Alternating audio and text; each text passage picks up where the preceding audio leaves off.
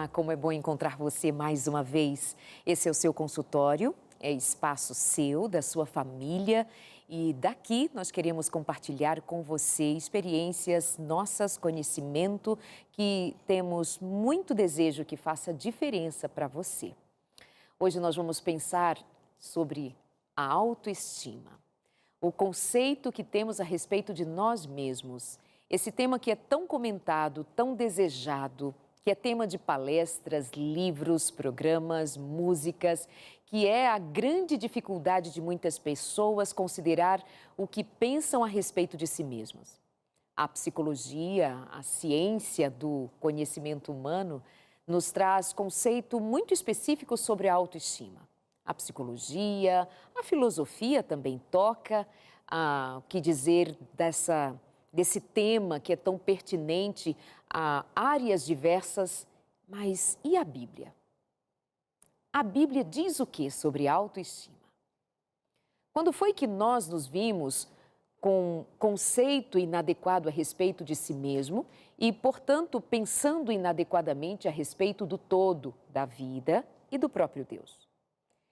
Implicações com relação ao que sabemos sobre a autoestima, segundo o conceito humano, mas e o conceito bíblico e a palavra de Deus? Vamos saber disso hoje no nosso consultório. Meu convidado de hoje é pastor, meu colega da Novo Tempo, e temos apresentado juntos, inclusive, o Entre Família, mas hoje aqui de volta no consultório para tratarmos sobre autoestima segundo a Bíblia. Tudo bem, Robson? Seja bem-vindo. Tudo bem, obrigado. Estou muito bem aqui com você, obrigado. Muito obrigada. Viu? Você que está em casa também, muito bom falar com você. Essa é a minha cama. É essa daqui. É da luzinha acesa, né? Exatamente. Bom, uma saudação para você que está aí, uma alegria, viu? Voltar para cá. Robson Aleixo, apresentador do programa Fé para Hoje também, um programa que vai ao ar às segundas-feiras. Segundas-feiras, 10h30, o inédito. 10h30 da noite, programa inédito, e tem outros horários alternativos. Nas nossas conversas, nós vamos sempre considerando o que diz a palavra de Deus. Pastor, onde a gente encontra na Bíblia o conceito de autoestima? Em nenhum lugar. A gente tem que entender e pode fazer um recorte que é possível que a gente esteja falando sobre uma expressão e ela está sendo compreendida de muitas formas diferentes na mente de muita gente. Então é preciso recortar.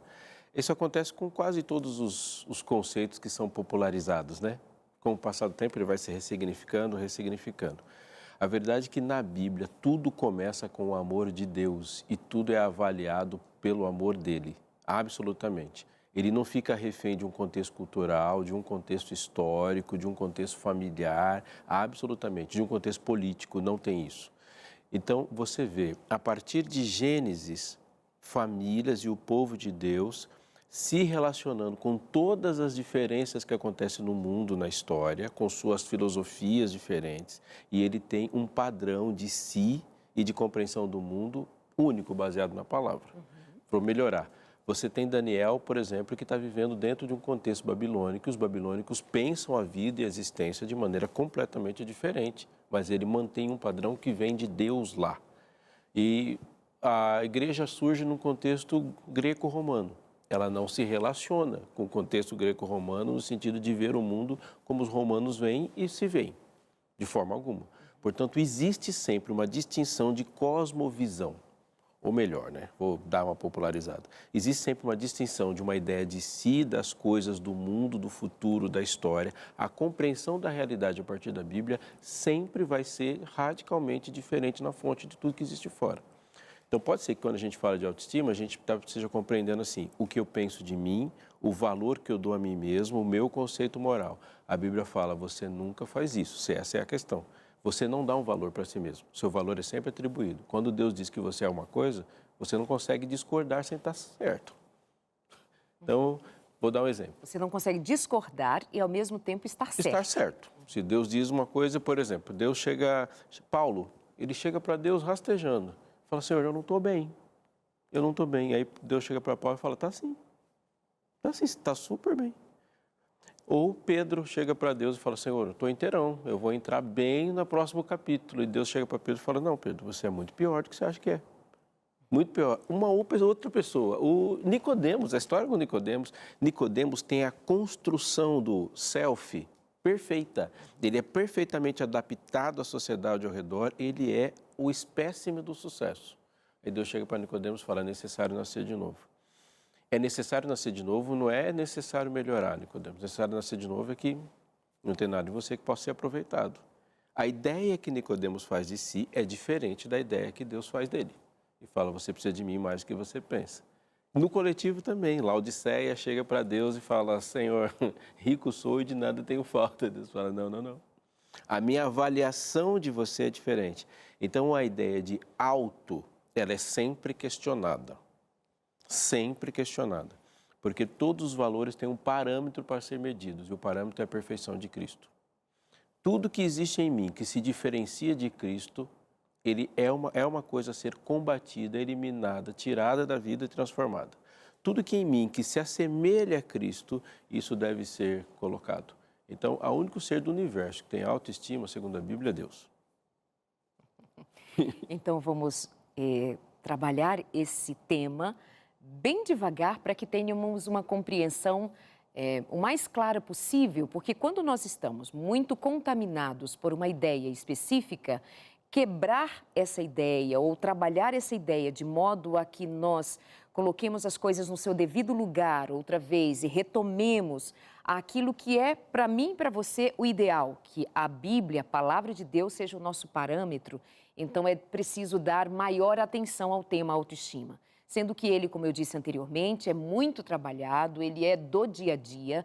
Crianças, jovens, adolescentes, os de mais idade, todos certamente em algum momento se deparam com essa conceituação, ainda que não seja alguma coisa, diria assim, explicada em seus detalhes, mas ela é trabalhada socialmente. Sim. Né? E quando nós temos um olhar a respeito de si mesmo depreciativo, um olhar que seria esse olhar de considerar que, de fato, eu tenho demandas bem pesadas a serem trabalhadas, isso também é desvirtuar o que Deus diz sobre mim.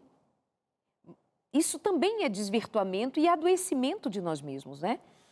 E não é condicionado. Eu vou dar um exemplo muito comum aqui. Nós temos um padrão nesse momento da história, construído como uma beleza europeia. E aí que você tem um padrão físico estético a partir de um modelo que é artificial, é um outro e esse outro é horizontal.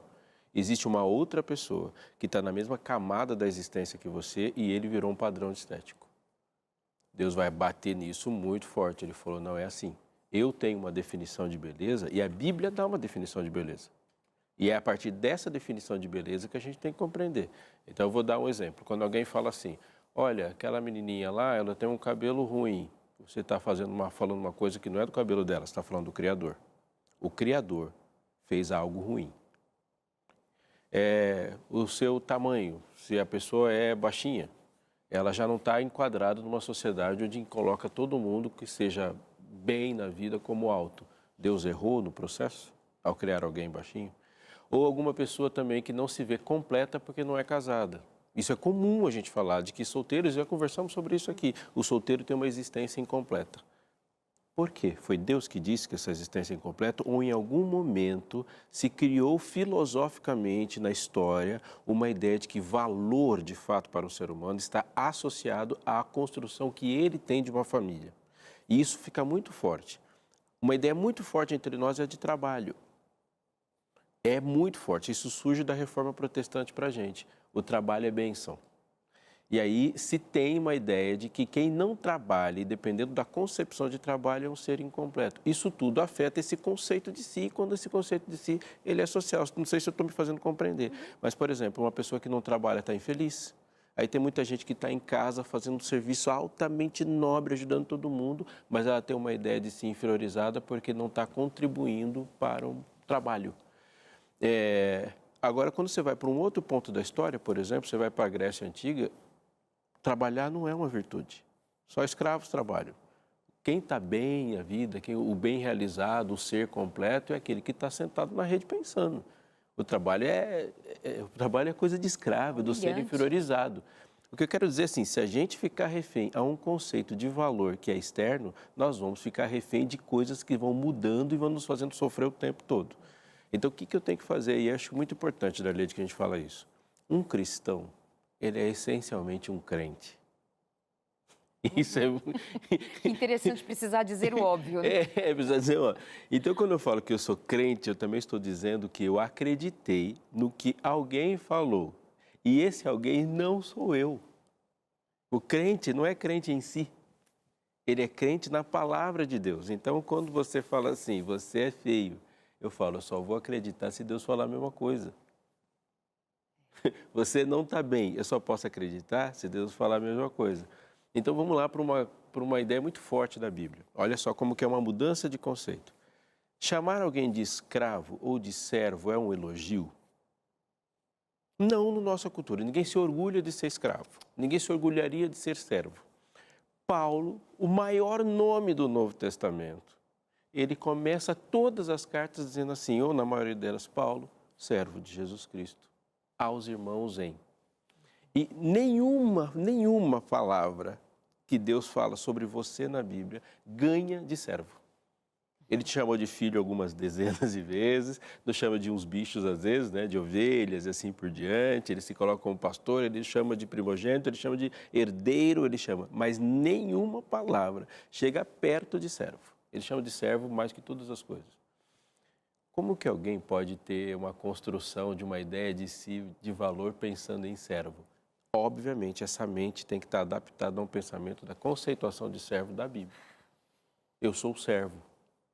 Eu tenho que me alegrar em ser servo. Me apresentar como servo? Uau, mas eu sou servo por quê?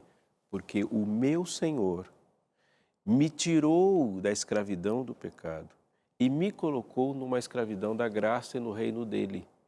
Mas quem que me diz que sou servo? Ele. O que me dá alegria de ser servo? Ele. Que é ser servo fora da Bíblia? Não é algo a ser orgulhado. Portanto, essa mente tem que estar completamente transformada para compreender e crer o que vem de fora. E esse vem de fora é uma fonte só. Sabe que, considerando isso, me faz lembrar que é quase ofensivo dizer que alguém é até auxiliar. Ela é minha auxiliar, ele é meu auxiliar. A mulher ser entendida biblicamente como auxiliadora do marido é uma ofensa, é um absurdo. Mas a mulher é referida e entendida como auxiliadora na criação e ao longo da Bíblia, me corrija se eu estiver equivocada, Deus se apresenta como auxílio. A palavra usada para Eva é a mesma usada para Deus. Deus é meu auxiliador, Ele é meu ajudador, Ele é meu refúgio. Então, quem Deus é? Auxiliador. Ele próprio diz, eu sou teu auxiliador, auxiliador do meu povo, auxiliador. Eu, enquanto mulher, me sinto ofendida por causa da cultura que criou essa concepção equivocada a respeito de nós mesmos, enquanto mulheres, disso ser rebaixar a nossa natureza, inferiorizar-nos. Mas quando eu venho para a psicologia, quando eu venho para o conceito humanista, quando eu me dirijo à palavra de Deus, à Bíblia, na qual eu sou crente, ela me diz outra coisa. Então eu começo a considerar, pastor, que nós estamos muito equivocados na base, Sim. na estrutura. Na estrutura. Quando eu penso autoestima, sou boa, sou incrível, faço muito bem, estou ótima, bem resolvida, como dizemos, né? Baseado em quê? Em mim, nas minhas habilidades, nas minhas condições, no meu saber, porque eu fui elogiada, eu fui reconhecida, validada, eu sou incrível, saudável, aí é tipo saudável, né? Mas tem uma baita de autojustificação aí. Se eu digo, não sirvo para nada, não presto para nada, eu sou alguém horrível, não penso que eu consiga, eu me vejo mal, isso está completamente também baseado em si mesmo e errado. A base está errada, porque quem diz de mim o que eu sou? Deus, a palavra de Deus. Essas frases, eu sou o máximo, eu sou o mínimo, elas só se sustentam se você não foi criado. Ela só se sustenta se você veio de um processo evolutivo, veio de uma nave espacial ou é um alecrim dourado que nasceu no campo. se você não foi criado, porque há um princípio da criação. Seres criados não se definem. Eles são definidos a partir da vontade de quem os criou. Deus não fez o homem e depois chamou o homem para conversar e numa reunião de pauta lá, de projeto, eles definiram o que o homem seria. Ele diz, façamos o homem, a nossa imagem, conforme a nossa semelhança, tenha ele domínio. Então, ele tem uma definição do projeto primeiro. Ele tem uma definição do propósito primeiro. E depois que ele define o propósito, ele faz o homem. Portanto, toda a existência, quando Deus é criador, ela é relativa a um propósito pré-existente. Deus deseja que haja luminares e deseja que os luminares sejam para demarcar tempos e estações. E ele cria a partir do que ele desejou. Então, ele pensou em alguém que tivesse o dom da fala e cria alguém assim. Ele cria a partir do seu desígnio, do seu desejo. Eu não vou dizer o que eu sou se o que eu deveria ser existia antes de mim. Deus fala, eu quero a minha imagem se espalhando pela terra. Então, ele cria seres reprodutivos.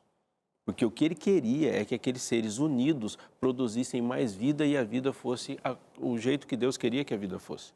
Eu não posso me definir, eu sou criado. Toda tentativa de autodefinição e de autoavaliação, ela é decorrente de um rompimento com o Criador. Porque se o Criador me fez a sua imagem, tudo que é avaliado deve ser avaliado à imagem, repito. Uma vez alguém me perguntou, Deus se ama? Falei, obviamente que ama. Qual o critério? Qual é a paixão de Deus? Deus ama a justiça. Deus ama a misericórdia. Deus se admira de santidade, de beleza, de bondade, de amor. Deus ama. E ele encontra todas essas coisas nele. Portanto, quando Deus olha para si mesmo, ele não fica desgostoso, porque tudo que ele procura e gosta é encontrado nele. A regra para a gente é parecida. Quando Deus olha para o ser humano, o que ele vai gostar? Ele vai gostar dessas mesmas coisas. E como ele vai agir para mudar o que não se relaciona com essas coisas? Quando o pai fala, este é meu filho amado e eu tenho alegria nele, é que tudo que agrada o pai foi encontrado no filho. E é uma coisa muito interessante, eu disse isso aqui uma vez, Adão foi feito à imagem e semelhança de Deus e refletia a Deus. Eva foi feita à imagem e semelhança de Deus, refletia a Deus e o gosto de Eva era o gosto de Deus. Portanto, ela avaliou o seu marido a partir do gosto que ela tinha de Deus. Ela procurou a afeição de Jesus no marido, o olhar de Jesus, a fala de Jesus e tudo que ela olhou e viu como um padrão de perfeição que era Jesus, ela amou. Quando o seu marido perdeu aspectos da perfeição de Jesus, ela não gostou mais. E ela olhou e eles se olharam e se envergonharam. Antes eles se olharam e se admiravam.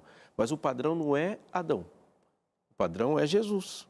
Ela quebrou um vínculo de perfeição com Deus. Com Deus. E depois ela olha para o seu marido com esse olhar já... Confuso. Desvirtuado. E esse foi o ponto que Satanás atacou. E ele faz isso até hoje. Quando Satanás começa a conversar com Eva, ele desfigura na cabeça de Eva o parâmetro de avaliação de absolutamente tudo. Ele chega para ela e fala assim, Deus sabe que no dia que você comer o fruto, seus olhos vão se abrir. Se abrir para quê? Para enxergar o próprio eu? Isso Deus sabe. Se Deus sabe que você vai se abrir os olhos e vai ver, esse Deus que você acha que é bom, não é bom. Exato. Porque ele é um Deus que está te negando as coisas. E ele desfigura a ideia de Deus. Quando a ideia de Deus é desfigurada, ela não tem mais parâmetro para avaliar as coisas. E aí ela começa a se ver. Ou seja, se quem falou para mim que eu não deveria comer o fruto não é quem eu estou pensando, em quem eu confio? Em mim. Em mim. Vendo a mulher que a árvore era boa e agradável, pegou. Então ela confia nela e ela avalia o fruto, e ela avalia a si, e ela avalia o homem, e aí a desgraça está feita. Deus deixou de ser o parâmetro. Quando Deus olhou para Eva e falou assim, viu Deus o homem e a mulher que tinham feito, e eis que era muito bom. O homem não acordou e falou assim, nossa, tá da hora. Não, foi o Deus que olhou para ele e falou, tá bom. Você é bom. Você é bom, eu gostei do que vi. Interessantíssimo. É que é dali que vem tudo que é alto, né? Quando eles pecam, nossos primeiros pais pecam, eles são levados a olhar para si e quando Deus os procura, e eles começam a se auto-justificar. Eu me auto-justifico. Não, eu fiz isso porque aquilo, porque a culpa é do outro, eu estou me auto-justificando. Mas aí, num dado momento, o Senhor diz assim: quem os fez saber que vocês estavam nus? Quem é que dá a você o saber a respeito do seu eu e não a respeito de mim, quebrando o que existia antes?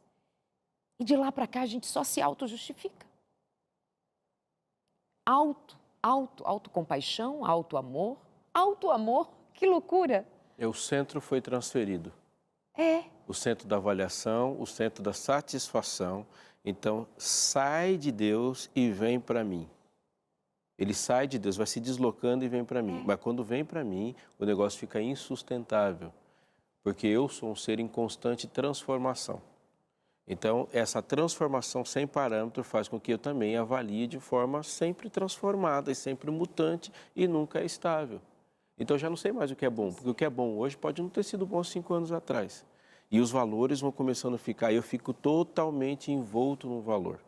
Envolto, fico num redemoinho de 100 parâmetros, isso vai gerar morte. Eu tenho dito, Robson, que a gente tem se envolvido muito com a terapêutica humanista, onde nós somos o centro, onde nós somos objeto de estudo, objeto de amor, objeto de atenção, objeto de desejo, objeto de poder, tudo concentrado em nós. Essa é a psicologia que nos envolve dia após dia. E essa é a psicologia que criou a autoestima, né? E nós, cada vez mais autocentrados, estamos cada vez mais autodoentes, mais autoinfelizes. Porque a razão para cuidar de nós mesmos é uma razão frágil. Isso é muito importante. Se você está pensando em autoestima como a obrigação e a responsabilidade que você tem para com o seu próprio corpo, com a sua própria existência, eu vou concordar com você. Temos uma obrigação, eu tenho uma obrigação de cuidar de mim. Então, se eu vou ficar largado, não vou cuidar do meu corpo, vou comer qualquer coisa, vou me vestir de qualquer jeito... Vou deixar a vida rolar de qualquer maneira. Eu vou me desonrar assim e perder minha integridade. E se você entende a autoestima como um autocuidado, eu vou concordar contigo. Agora, se você entende que o valor é atribuído de si para si, aí nós vamos ter que conversar com um pouco mais de profundidade. Então, por exemplo, Deus falou que a gente tinha que se cuidar? Sim. Com todas as coisas. Lá em Coríntios, Paulo fala assim, você não é de você mesmo, por isso glorificai a Deus no vosso corpo. Glorificar a Deus no vosso corpo envolve um cuidado em todos os aspectos. Ali, por exemplo, ele vai falar sobre uma relação prostituída, uma relação adúltera. Ele fala, olha, esse corpo aí pertence a alguém muito grande. Quando eu digo que o meu corpo pertence a mim mesmo, eu estou diminuindo o valor dele. Porque nenhum corpo tem valor muito grande ou maior do que pertencer a Deus. Quando Deus fala, você me pertence, Ele está colocando eu no ponto mais alto de valor. Não tem como subir ser mais alto do que pertencente a Deus. Ele é o rei do universo, Deus não coleciona lixo. Se Ele é o rei do universo, tudo que está ao redor dele tem valor, como qualquer rei da terra. O rei da terra, quando vai para a guerra, ele não pega o pior. Ele pega o melhor e o resto fica para os mais baixos. Paulo, em Tito, nos chama de o despojo do rei, povo exclusivamente seu. A propriedade do rei é o que existe de maior valor no reino. Então, quando ele fala, você é meu, ele está me jogando lá para cima. Quando eu falo, não, eu sou meu, eu me coloco lá embaixo. Que tragédia. É uma tragédia. Por que eu devo cuidar do meu corpo? Porque meu corpo pertence ao rei do universo. E onde que está dito? Na palavra de Deus. Na palavra. Eu não vou inventar. Então, se ele falou, é isso. Eu gosto de dizer que Moisés é uma pessoa que nunca se encaixava.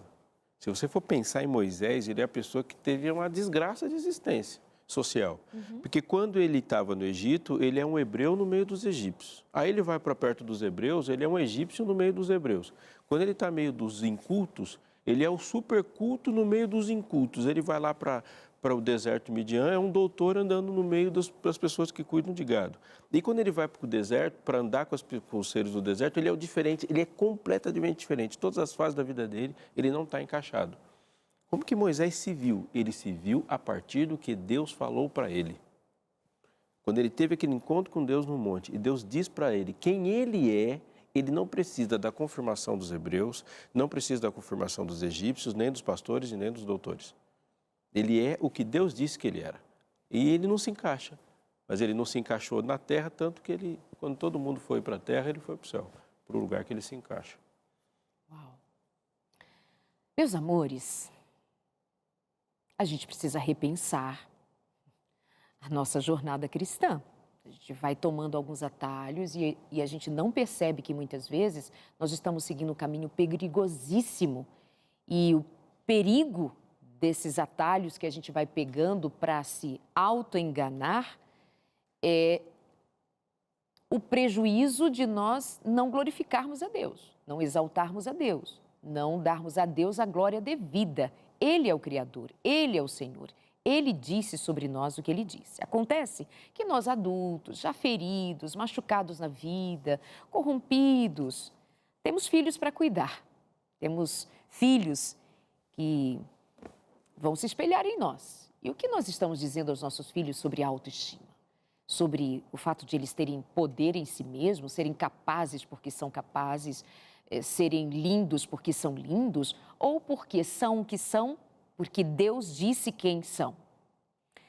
Vamos ensinar melhor a Bíblia, vamos ensinar os conceitos bíblicos, vamos criar em nossos filhos a conceituação devida segundo a palavra de Deus.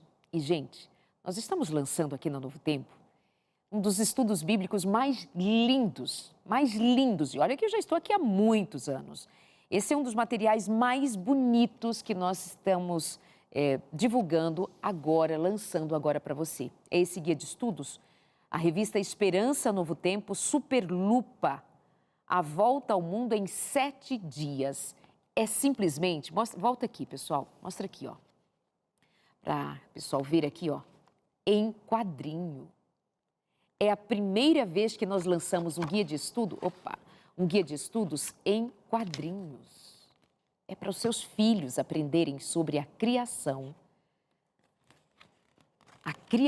de Deus na Bíblia, como ela é, só que agora desta maneira colorida, com diálogos, com maneira muito didática, apropriada de ensinar aos nossos filhos sobre o que Deus diz sobre nós, o que Deus diz sobre a sua própria criação, o que Deus diz. Isso precisa ficar inculcado, isso precisa ser ensinado, isso precisa ser vivido, isso precisa ser a construção do caráter dos nossos filhos, baseado na palavra de Deus. Você vai entrar em contato com a gente pelo telefone que aparece aí na sua tela, nosso código de área é o 12 982 44 4449. Você tem dado presentes aos seus filhos, você quer dar o melhor aos seus filhos, roupa, casa, boa escola, boa educação. Não há educação que supere a educação espiritual, a educação bíblica, a formação do caráter com bases seguras no que é a palavra de Deus, a revelação de Deus a respeito do que Ele tem para mim, para você, para os seus filhos. Vamos ensiná-los sobre a palavra. Está simplesmente lindo. Eu bem queria ter crianças pequenas em casa ainda. Superlupa, a volta ao mundo em 7 dias. E é gratuito para você. Não vai pagar nada por isso. Já está tudo pago, tudo resolvido com a graça. Jesus Cristo pagou o preço da nossa salvação. Ele próprio em sua graça e bondade. A Novo Tempo, pela graça de Deus, unido aos Anjos da Esperança, tem esse prazer de distribuir pelo Brasil guias de estudo da Bíblia. Você só precisa entrar em contato, fazer um cadastro simples, muito simples. Não vai chegar boleto nenhum na sua casa. De graça para você. Ensine a Bíblia para o seu filho. O nosso telefone aparecendo aí, 12 98244 4449, que é o nosso WhatsApp, melhor dizendo. Mande uma mensagem dizendo que você quer receber e vamos fazer então com você o contato, preencher o cadastro e vai chegar na sua casa. Nós vamos para o intervalo e já vamos voltar aqui falando sobre autoestima segundo a Bíblia. Mas e aí, o que eu faço com as minhas feridas emocionais? O que eu faço com aquelas dores que vêm lá dos meus primeiros anos e que afetam essa tal de autoestima? Do que nós estamos falando? O Evangelho tem resposta para isso também? Nós já voltamos, até já.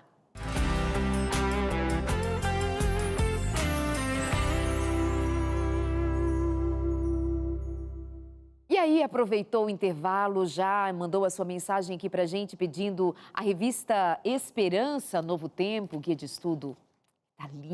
Tá lindo demais. Superlupa, a volta ao mundo em 7 dias. Você sabe que o Superlupa é um programa nosso aqui na Novo Tempo para crianças. Está lançando esse guia de estudos, alcançar a esse público tão especial. Pais, mães, avós, professores, peçam esse estudo. Ensine a Bíblia para as crianças. Ensine a palavra. Voltemos às bases, voltemos à estrutura da nossa fé, a palavra de Deus. Ensina enquanto é pequeno. Depois de crescidos, pode ser tarde demais, que nós vamos ter que redobrar trabalho para desfazer conceitos, como aqui nós estamos hoje tratando sobre autoestima, e deve estar sendo assim surpreendente para você pensar, como assim, no consultório de família, justamente o lugar onde já tantas vezes falamos sobre a psicologia do desenvolvimento, a psicologia do bem-estar, a psicologia da saúde emocional, e falaremos muitas vezes, mas nós estamos muito mais atentos a cada dia aquilo que tem sido um confronto com a palavra de Deus. E qualquer coisa que se confronte com a palavra de Deus, certamente vai perder. E somos nós que perdemos. Autoestima para cá, autoestima para lá, criando pessoas muito, mas muito voltadas para o seu ego, egocentrados, egoístas, nosso ego ferido desde o pecado surgir entre nós. E talvez nós estejamos colaborando para um tempo em que se formam muitas pessoas extremamente narcisistas. Elas só enxergam a elas mesmas, elas só se importam com elas mesmas. Estamos, será, criando uma geração de narcisistas? Nós estamos levando a nós mesmos considerarmos que a solução das nossas questões emocionais, as nossas questões de dor, de sofrimento e angústia está em que nós olhemos no espelho e digamos como somos incríveis, como somos maravilhosos, como somos capazes. Será? Narciso olhou para o espelho d'água. Nós temos outro espelho hoje e estamos espelhados por todos os cantos. Tem redes sociais, tem fotos, tem imagens, tem vídeos, onde escolhemos o nosso melhor ângulo, escolhemos a nossa melhor imagem, escolhemos o nosso melhor jeito para dizermos sobre nós. Vejam minha beleza, minha grandeza, minha riqueza, eu sou incrível. Você já parou para pensar sobre isso? Bom, autoestima, um tema muito recorrente, muito tratado, falado, e estamos aqui jogando essa conversa para a Bíblia, com o meu convidado de hoje, que já nem é convidado, já é da casa, já é daqui, é de todo dia, se quiser, do nosso consultório de família, Robson Aleixo, pastor. E ele está ali com a Bíblia aberta. O que você quer me dizer? Há um texto que é um dos mais incríveis que Paulo escreveu sobre a maneira como a gente tem que se relacionar com o mundo ao redor. É Efésios capítulo 3, 14. E eu recomendo que você leia isso na sua casa muitas vezes. Por essa causa, ele começa, me ponho de joelhos diante do Pai, e ele vai falar umas coisas interessantes, né? De quem toma o nome toda a família, tanto no céu como sobre a terra, para que, segundo a riqueza da sua glória, vos conceda que sejais fortalecidos com poder, mediante o seu Espírito, no homem interior. O que Paulo vai dizer aqui, primeiro, ele está retomando Gênesis. O homem, ele é feito vazio. Mas Deus não faz o homem vazio para que o homem seja vazio. Ele faz o homem vazio para que ele seja e viva a partir de ser cheio dele. Deus cria Adão e molda Adão e sopra em Adão o seu fôlego. Portanto, o que preenche Adão internamente é o mover do Espírito nele. E ele vai continuar dizendo, olha, para que segundo a riqueza da sua glória vos conceda que sejais fortalecidos com poder mediante o seu Espírito no homem interior.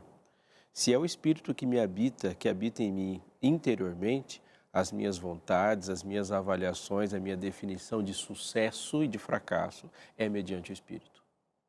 A regra de sucesso é dele, porque o pensar é dele, o objetivo é ele. E assim habite Cristo no vosso coração, pela fé estando vós arraigados e alicerçados em amor, a fim de poderdes compreender o incompreensível, a fim de poderdes compreender com todos os santos qual é a largura, o comprimento, a altura e a profundidade, e conhecer o amor de Cristo que excede todo entendimento, para que sejais tomados de toda a plenitude de Deus. Toda a plenitude de Deus é viver um ser completo, não é? Ser um ser integral, ser um ser com a estima no molde.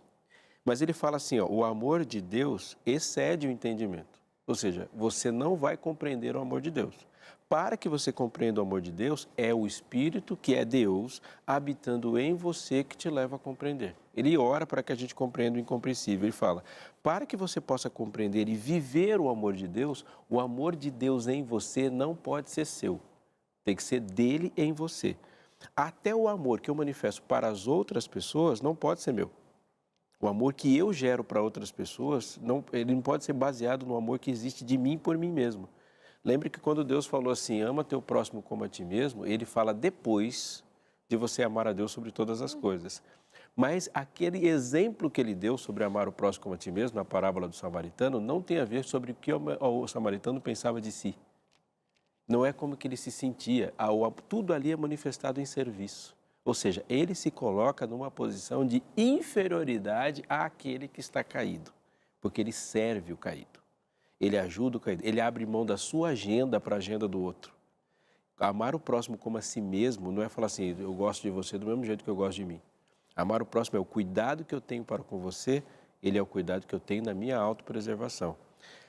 Esse amor incompreensível, e eu queria associar isso aqui, se me permite, posso emendar? Claro que sim. Há um texto que a gente lê, tirando um pedacinho do texto, isso muda tudo quando a gente tira um pedacinho de texto. João 3,16 é um verso bíblico que a maior parte dos cristãos sabe de cor, é muito popular, porque Deus amou o mundo de tal maneira. Mas ele fala dessa maneira, tal maneira. Geralmente a gente fala rapidamente que essa tal maneira é uma maneira grande, é uma maneira... A tal maneira é sempre traduzido por tamanho, mas ele definiu a maneira no verso anterior. No verso 14 ele fala assim, e do modo, ou da maneira que Moisés levantou a serpente no deserto, assim importa que o Filho do Homem seja levantado, para que todo que nele crê tenha vida eterna, porque Deus amou o mundo dessa tal maneira. Agora vamos pensar nessa maneira. Esse é o tamanho do amor. E o tamanho do amor é que maneira Moisés levantou a serpente no deserto? Quando os filhos de Deus olharam para Deus, depois de comer o maná, e falaram assim, temos fastio desse pão vil. É você chegar na casa da sua mãe, que te alimentou a vida inteira, que ralou a vida inteira para comer, e falar assim, eu não quero saber mais dessa porcaria, dessa comida. Pensa na cena, você chegando na sua casa e falando para os seus pais que a comida que a sua mãe te fez, ela é uma desgraça de comida. É uma ofensa de quem está. Então, eles ofendem a Deus. Eles falam, eu quero voltar para o Egito. E a lei começa, eu sou o Senhor que te tirei do Egito. Mas eles ofendem, mas ofendem não é uma pouca ofensa. É uma ofensa grave, digna de morte.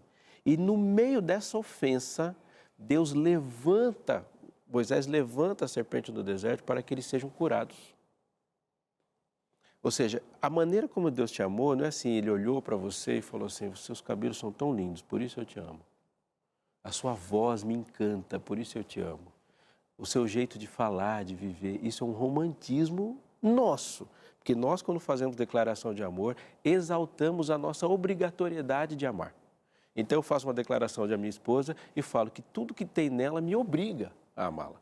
Seus olhos são lindos, por isso eu te amo, seu cabelo, sua voz, seu contato, e depois termina falando, eu preciso de você. Ou seja, sua beleza é atraente, não é? Suas características atraem, meu amor. Atende a mim. Atende a mim, eu preciso de você. Deus faz exatamente o contrário. Você não me atende. A sua beleza não me encanta. A sua voz me dá asco. E ele fala isso. E é por isso que eu estou indo na sua direção. Não é porque eu preciso de você. É porque você precisa de mim. Deus sempre chega oferecendo. Baal e todos os deuses pagãos são deuses carentes e necessitados. E porque os deuses do mundo pagão são carentes e necessitados, o homem oferece o melhor dele para que esse Deus se complete. Eles são um buraco, né? Moloque, ele precisa, são os deuses que precisam que se leve virgens que sejam sacrificadas. Então o homem dá o melhor de si para esse Deus carente. Não se negocia com um Deus que sabe e pode tudo. Deus não é carente. Deus é alto, ele é satisfeito. Claro. E ele fala assim, este é meu filho e eu tenho prazer nele. O pai está satisfeito no filho. Ele não está, então ele está vindo na minha direção, não é porque eu sou encantador. Ele está vindo na direção porque ele me ama. E aí quando eu respondo, eu falo, esse Deus que não precisa de nada, que é todo em si satisfeito, chega para mim e diz que me ama, aí nessa postura eu me levanto.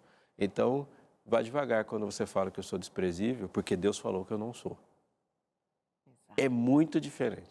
Vai devagar quando você fala que eu não presto, porque Deus disse que Ele me ama mesmo. Então, o meu valor está no amor que Ele declarou para mim. E quando alguém fala que não, eu falo assim, não, Ele me ama sim. Você disse que foi uma ofensa gravíssima quando Deus, por exemplo, dava o alimento do céu e os hebreus diziam, os filhos de Deus, as criaturas de Deus, diziam: não quero, não quero, eu quero a comida do Egito. Esse pão vil. Esse pão vil, esse pão nojento, esse pão ruim, eca. Era o pão que Deus estava dando. O pão que ele comeu de manhã. Ele só está falando isso porque foi o pão... O bucho está cheio. É, exatamente. Aí, isso é uma ofensa gravíssima. Gravíssima. Muito bem. Seria uma ofensa, então, o conceito de autoestima desse nosso olhar narcisista, desse nosso olhar de criar essa ideação ser trabalhada, de justificar quão bom sou em mim mesmo? Eu gostaria que isso ficasse muito claro. Isso é uma ofensa a Deus? Vamos pegar o completo todo. Tá. Vamos pensar na criação do homem, que é o melhor parâmetro, né? Adão não achou sua esposa. Ele não foi um conquistador. Não foi um namorador, deu uma piscadinha? Ele não achou. Deus preparou uma esposa e entregou para ele. A vida de Adão não vinha das suas flexões de braço. Ou ele vai até a árvore da vida, ou ele não está vivo. Ele tem que ir até a árvore e a vida vem de fora para dentro. A vida vem para ele. A singularidade da sua vida, no sentido de função e propósito, foi alguém que deu, falou: você vai cuidar desse lugar aqui. Então, não há absolutamente nada autoproduzido. A vida vem de fora, a felicidade vem de fora, a saúde vem de fora, o casamento, tudo é atribuído. Tudo é atribuído. Quando você continua na história bíblica, aparece Caim e fala assim: estou te dando o que eu produzi. Abel não está fazendo isso. Ele fala: eu estou recebendo o sangue do cordeiro que você está me oferecendo como perdão. Caim dá uma oferta. Abel aceita a oferta. Abel não ofereceu uma oferta. Abel, se o cordeiro está morrendo, é porque ele está morrendo no lugar de Abel. Portanto, Abel recebeu algo antes de qualquer coisa. Abraão não teria um filho se Deus não tivesse dado. O filho da promessa é com Sara. Ele deixa bem claro: a Abraão, eu não aceito o que você está me oferecendo. Você me ofereceu Ismael, eu não quero. Você tem que aceitar o que eu estou te oferecendo. E eu estou te dando um filho. Você não me dá um filho. Eu que te dou. Israel não é uma nação que foi escolhida entre todas as nações. Israel foi formada no meio de outras nações, porque todas as matriarcas são estéreis. Quando a gente olha para a Bíblia toda, não há nada que não vem. Davi foi o cara tão bom que Deus achou que ele deveria ser rei. Não, Davi foi ungido rei quando ele era pastor, ninguém sabia que ele existia. O que é o pecado, agora voltando? O que é o pecado? O homem ir até a árvore do conhecimento do bem e do mal e comer. É declarar independência. É deixar de ter tudo vindo de Deus e começar a colocar tudo de si. Então, toda a definição e tudo está vindo de fora. Se isso acontece, o ponto radical disso que nós encontramos hoje é: eu defino a minha sexualidade. Eu defino o meu valor, eu defino a minha superioridade e quando eu me defino, eu automaticamente vou definir você também. Se eu, como homem, sou me definido, eu consegui me definir como um homem e um ser completo superior, você não é homem, obviamente você não é completo e não é superior. Você vem de uma existência diferente da minha. Porque quando você rompe com o Criador, você passa a definir o seu projeto, a sua origem. E não definimos todo mundo da mesma origem. Se foi eu que me defini, você não veio da minha família, do meu país, da minha nação, você não é igual a mim. Olha como é. Assim que Caim rompeu com o Criador e deu de si por Criador, o próximo passo é uma relação violenta com o outro que tem outro Criador. Assim que Acabe e Jezabel tem um rompimento com o culto, ele vai diretamente destruir a vida do outro que tem uma vinha lá. Não tem como eu dar uma definição de mim e não gerar uma relação violenta com o outro. Então, esse conceito autocentrado é ofensivo a Deus. Autodefinidor é a razão da morte na humanidade. A morte veio a partir de uma declaração de independência. A autoestima tem a ver com o que eu penso de mim mesma. A autoestima tem a ver com o que eu sei de mim mesma, a conceituação que faço de mim mesma. Portanto, meu pensamento centrado em quem eu sou. E claro que isso tem a ver, portanto, com como foi que esse pensamento que me gere a vida foi construído. Aí, vindo a palavra de Deus, pastor, aqui em 1 Coríntios, no capítulo 2, Paulo vai dizer que, especialmente a partir do verso 9, quando ele traz lá de Isaías as palavras, nem ouvido ouviu, nem olhos viram, nem mente alguma imaginou que Deus tem a respeito de nós, ou tem preparado para cada um de nós, mas o Espírito nos revelou. E ele vai construindo a ideia de que não há saber humano, que não há nada além de ser o Espírito de Deus em mim, que me traz sabedoria. E ele conclui esse texto todo, esse blocão de ensino, com uma palavra que sempre me chocou. Diz assim: nós que recebemos o Espírito Santo, nós que recebemos de Deus o Espírito Santo, o receber de novo, vem dele, o Espírito Santo. Nós, porém, temos a mente de Cristo. E eu sempre, quem me acompanha nos meus encontros por aí afora, especialmente as mulheres, nos nossos grandes ou pequenos encontros, há quantos anos eu tenho dito, vamos refletir. Quem tem a mente de Cristo, recebeu o Espírito, tem a mente de Cristo, porque o Espírito conhece as profundezas de Deus e revelou a nós a respeito de Deus, portanto, revelou, segundo Deus, quem nós somos. Filhos, servos, escravos. Quem tem a mente de Cristo tem uma mente que se autodeprecia, que se autodestrói, que se autoinflama, que se auto... Quem tem a mente de Cristo se vangloria, se autojustifica, se autoama. Como é a mente de Cristo? Nisso eu encontro algo que choca a nossa própria jornada de fé. Os meus pensamentos autocentrados não são os pensamentos de Cristo, mas os pensamentos de Cristo em mim são o Espírito Santo em mim. Aí, pastor do céu. Inclusive o que você pensa sobre você. Exato. A mente de Cristo. Será que nos está faltando o quê? Conhecimento da palavra, pastor? Está nos faltando o Espírito Santo, pastor? Está nos faltando um cristianismo real? Está nos faltando o quê? Eu gosto das expressões sobre cruz. E a gente precisa tirar a nossa ideia de mundos paralelos ou de verdade relativa. Eu vou melhorar. A partir de um exemplo. Vou partir desse exemplo para a cruz, tá? É comum que se fale assim, ó, dai a César o que é de César e dai a Deus o que é de Deus. Comumente se fala essa frase para dizer que existem coisas que são próprias do mundo e tem coisas que são do mundo espiritual. Este é o ponto de partida de todas as nossas confusões. O único mundo que existe é o espiritual. O resto é tudo fictício.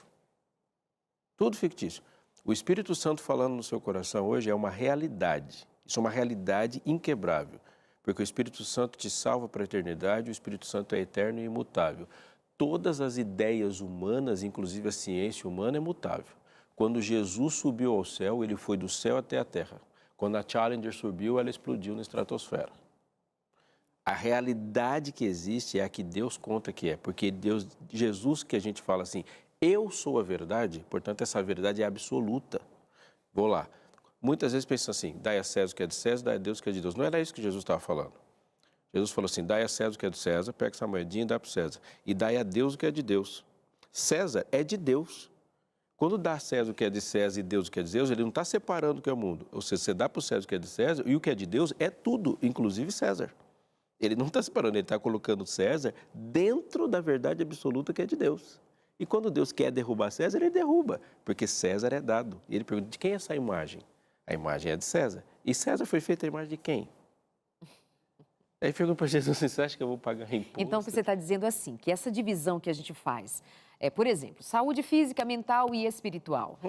Esta música é mundana e esta música é espiritual. Meu trabalho, o seu trabalho como pastor é um trabalho espiritual.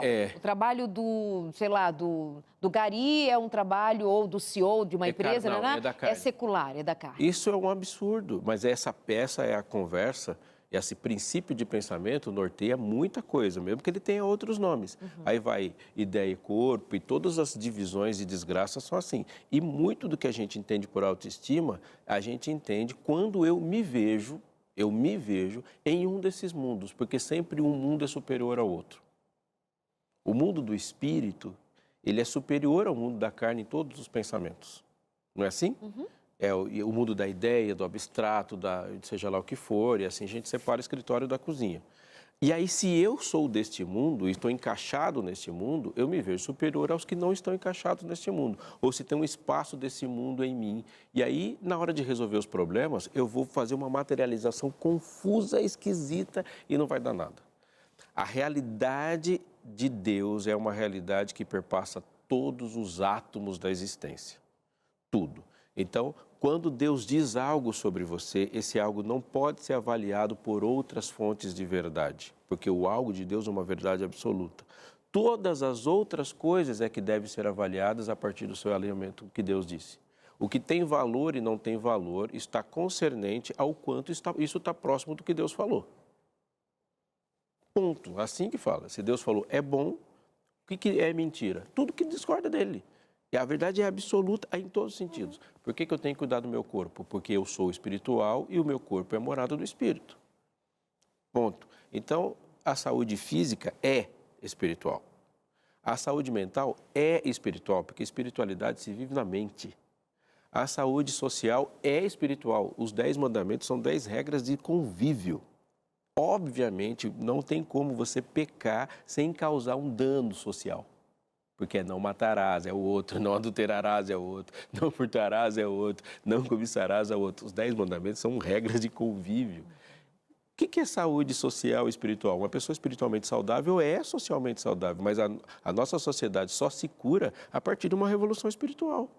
E não o contrário. A gente não muda o mundo mudando o mundo para depois mudar a igreja. É que Deus aponta e fala, você pecou nisso. Aí Paulo chega para mim e Deus fala para mim e fala assim, tá, só que você não consegue.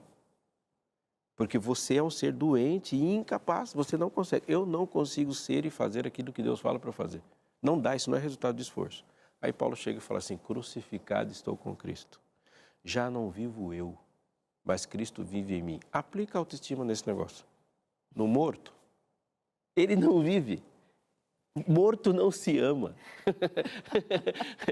Ele só está vivo. É Cristo que vive em mim. Portanto, o amor que existe aqui é o de Cristo por Ele mesmo habitando o meu corpo. E como eu também o amo, está tudo certo. Mortos em seus delitos e pecados. Mortos não amam. Mortos não amam. Mortos não são felizes. Mortos não vão para o céu. Mortos não pensam. E ele fala, eu não vivo. Eu não vivo. É Cristo que vive em mim. Mas e as minhas feridas emocionais? É Cristo. É Cristo que cura. Cristo tomou sobre si as minhas feridas para que essas feridas não tenham esse significado devastador. Venham a mim os cansados, sobrecarregados, oprimidos, infelizes, destruídos, feridos, machucados. E olha o que ele vai dizer. Venham a mim, eu lhes darei descanso. Mas como que ele dá descanso? Trocando o jugo. Ele não tira o jugo. Ele tira de mim. Olha só, você está cansado por quê? Porque o seu jugo é inadequado. Você está recarregando uma ideia, um pensamento, uma forma de viver que não foi feita para você. Vinde a mim, vós estáis cansados e sobrecarregados, eu vos aliviarei os fardos. Tomai sobre vós o meu jugo. O que está me cansando não é um jugo. O que está me cansando é carregar um jugo inadequado. Porque quando ele tira o jugo e põe o dele se encaixa na minha vida. Então, quando eu vou construindo sobre mim uma porção de ideias humanas e inalcançáveis, só me gera cansaço. O que ele está falando assim, essa ideia de que você consegue se amar vai te deixar exausto. Olha, minha gente, eu sei que o tempo voa e eu queria mais 1, 2 horas para a gente se aprofundar ainda mais. Porque todos os dias nós escutamos dizer assim, busque ajuda, busque ajuda. Quantas vezes eu falo, você fala, busque ajuda. Você precisa de um médico, você precisa de um cardiologista, você precisa de ajuda, vai buscar ajuda. Mas cada vez mais temos sido menos intensos em dizer, busque a ajuda do alto. Que é como diz a palavra de Deus, busque ajuda do alto. Tem cantinhos da tua alma que o terapeuta não vai chegar nunca. Tem métodos de cura que nós temos aplicado como se nós estivéssemos indo a um curandeiro. Nós estamos aplicando métodos e maneiras que batem diretamente em confronto com a palavra de Deus. Não é hora de nós nos voltarmos para o assim diz o Senhor? O que Deus diz sobre mim? Quem eu sou? Não sou eu quem digo de mim mesma. O que Deus diz de mim? O que Jesus diz de mim? Eu tenho dito, Aleixo, que assim, Jesus no alto, mais alto na cruz, Ele me estimou tanto que morreu por mim. Eu aceito a Jesus e minha autoestima está resolvida em Jesus. Bom, a gente se encontra no outro programa por aqui. Obrigada, Leixo. Eu que agradeço. Deus te Me chama abençoe de novo. muitíssimo. É demais estar aqui. Sempre chamo, sempre chamo. E a gente se encontra também no Entre Família, toda semana de segunda a sexta, às 2h30 da tarde. Um abraço para você. Pense sobre o que nós dissemos. Volte-se para a palavra. O que a palavra disser que você é em Cristo, você é. E ninguém mais pode dizer outra coisa. Beijo e até a semana que vem.